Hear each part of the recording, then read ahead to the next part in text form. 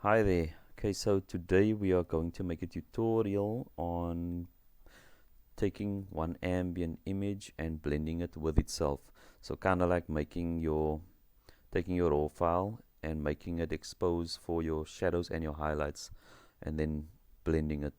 Okay, so let's just drag this image into Photoshop. Okay, so I have a preset here. Let me just set this to default. I have a preset here that lifts shadows to 75 and highlights minus 100, and now I'm going to just lighten this to see some shadows, so maybe something like that, and open. Now I'm going to go back to my image, take that same image and drag it onto my background layer, but this time I'm going to expose for highlights, so for my window. I think that's fine.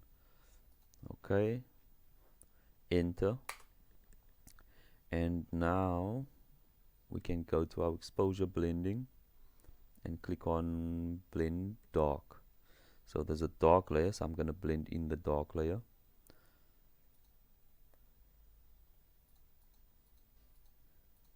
There you go.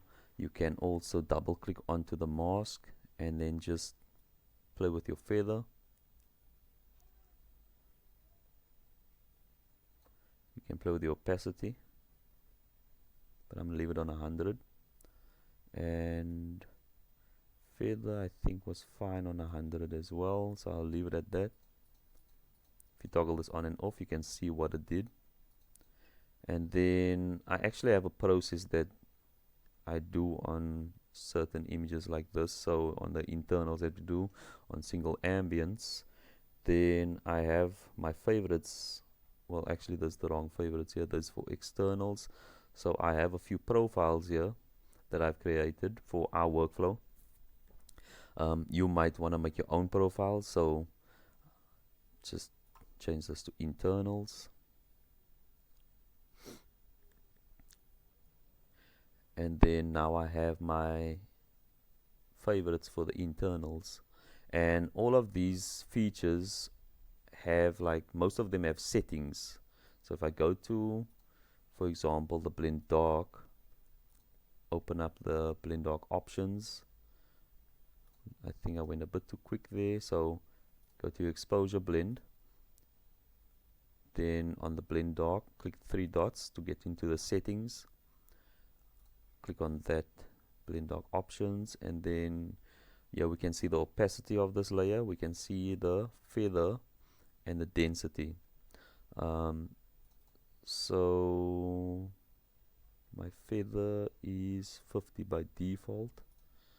What was it? Let me just see. Let me just delete this mask again. Blend dark. Okay, so 50 was the default. Okay, so as I was saying, all of these, or most of these features have settings that I have set to for my internal images. For externals, then it would be a bit different. Like, for example, the split frequency enhancer settings would be different. When I click this button on internal profile, it does a different thing than when I click on the same button when it's on an external profile, because I've saved the settings, I've set the feature to do different things based on internal or external, which I will cover in another video. For now, let's blend this and process it. Okay, so now the next thing that we do is we might want to restore shadows, which targets a bit of your deeper shadows. So it's set to 50 by default. Can maybe lower that a bit, don't want it to look too flat. And then the restore shadows reloaded acts more of a brightening your whole image, so it kind of lightens the shadows all over the image. So one targets deeper shadows, one is overall shadows. And you can also customize this to how you want it, and save the defaults for that. I can't really go too light here. Next thing I want to do is make this image pop a bit. So split frequency enhancer. So I've set this to just add a bit of contrast to the image. Now when you open this folder, you'll see a few of the layers. So we have texture, color, and luminosity. And we have like brightness and contrast settings for each of them. And we have an overall brightness and contrast. So what this one does on the texture, this is adding a bit of sharpening. By increasing the contrast, I'm adding more sharpening to the image, and taking it down is adding kind of like a blurrish effect. So I just leave it on 25 just to add a bit of sharpen to it. Color enhancer. If I increase the contrast on the enhancer, it adds more color to the image. If I take it down, it takes out color. If I take it all the way down, it looks kind of dead, but it still has some color in, so it's not completely removing the color. And if I play the brightness, it also does something with the color, and as you can see, it's also changing the color if I go too high. So that is why I don't really use that, but you can play around with it. I just add a bit of color. And luminosity, I add a bit of luminosity contrast. Just play with the slider, move it all the way to the right and then to the left, and see what it does. See where your sweet spot is, see where you like it. And then we have our overall brightness and contrast. Now this is adding color as well, because this is going through all those layers. So once you find a recipe for your features, and for example this feature, if you find a nice recipe for your images, you can just maybe click onto this here and then look at what numbers shows. Let's close this and go to our split frequency enhancer, which is in post-process tools, and then go over to its settings, the three dots, and now we'll look at, we're on brightness and contrast, so that's this one here.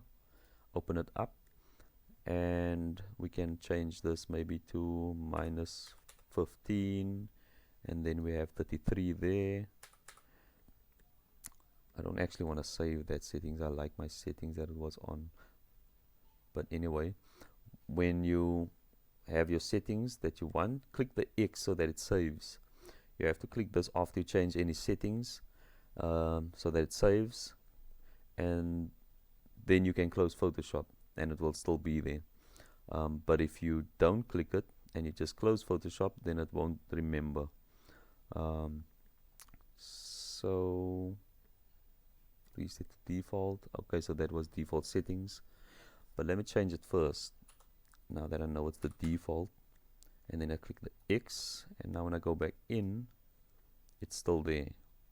And on the previous extension, the Kaotec Retouches +5, one thing that really bugged me was we couldn't get it to work the way this one works. This is a UXP plugin. So the old one was a CEP extension, but this one here is a UXP plugin. So there's a lot of differences, and at least with this one, if you close the plugin like I'm doing now, double clicking on it, open it up, it's still on the same window. Whereas the other plugin, if you did that, then it loads back to the main menu, and it can be quite annoying. So that's also the other benefit of this one. Yeah, so that's basically what we do on our internals. Let's add a sky in there as well. I see we can add a sky in there. If you're happy with that, let's flatten this now. Now we can straighten this, but I like to work from my favorites because it's like in the order that I like. You can reorder it here and then click the X to save that. So let's straighten this just to check. Okay, that's fine. Here's some color cast here on the walls. Let's first do that. We can use color range mask, and then we'll just click on the wall, hold down shift, and just keep clicking on the color. Wherever you find the color cast, just click on it, and then we can maybe just take our fuzziness down so that we're just mainly selecting where we need, and then OK. Just click OK. If you're not going to use levels to lighten walls, just click OK. You can still lighten the walls here with this one. We can maybe just go touch up a bit and then I take out the master color. You can also target certain colors, like if you click on this hand tool here, click on that, and then click on the color that you want to remove, left click and hold it down, drag to the left. So if you drag it to the right, you can see what color is actually there. So drag it to the left, you can take it all the way out or just a bit, and then let go. Click on a different area and you might find something different, like yeah, I have blues now, reds, so you can just keep clicking. But instead I just use the master. But okay, let's click OK now, and you'll see the colors come back once you click OK, because it mastered now in a folder. And now we can just brush. So automatically when you click OK, you get a brush tool with white, so that now all you need to do is just brush on the walls and on the ceiling. Maybe you like a bit of the color cast, some natural color cast, maybe you don't, but yeah, it's up to you. You can take this down a bit if you feel that it looks too black and whitish, so you can take it down slightly just to add a bit of color in there. But I'll leave it at that. Put this on and off and we can see what it did, and then we can flatten and do, maybe let's do a replacement. So we have TV replacement here and we have auto quick swap here. So the auto quick swap on my internals is set to, so the method is set to select range. So that's gonna use our color range mask to, we can just click on certain areas. On the externals though, it uses AI. But yeah, let's just go over to our favorites, and then we do a auto quick swap, and then just click on that area here in the window. You can see what it's selecting here, and maybe just hold down Alt or Option to just minus a bit of that there above it, just something like that, and then click OK. And that's too much, so we'll lower that by a lot just to match it with that, with the hills and the trees and that. So we'll just take it down, and when we click on our blue sky and we take our move tool, we'll see that our horizon ends there. We can drag it up a bit, but it is trying as best as it can to get as close to the horizon as possible. But if you need to move it up, click on the sky layer. I tick off the auto select, because if I try to drag the image up, I'll be maybe clicking on something else that is here. So I take off auto select and I show this transform tools, and then now I can just drag it. I can resize this sky also. I kind of liked it a bit bigger, and then enter, and then that's fine. And that's about it for this. Let's flatten that, and then we do our TV replacement.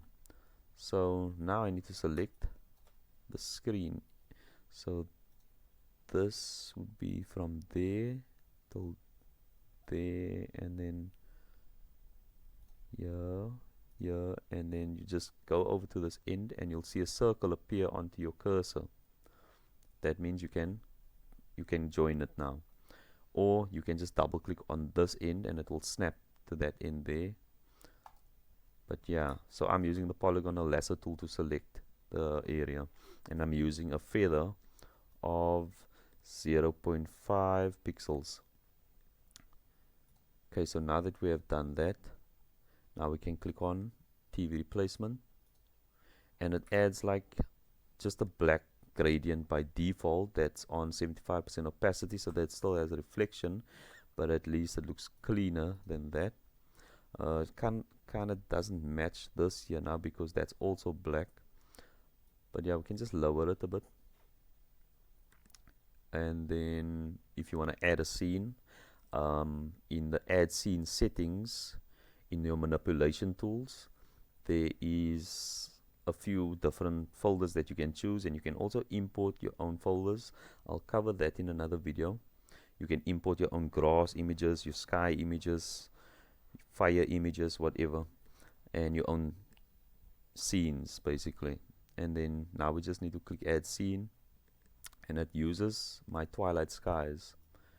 I've set it up to use my twilight skies. I'm just resizing the image, it's a bit too big, and there we go. And that's about it.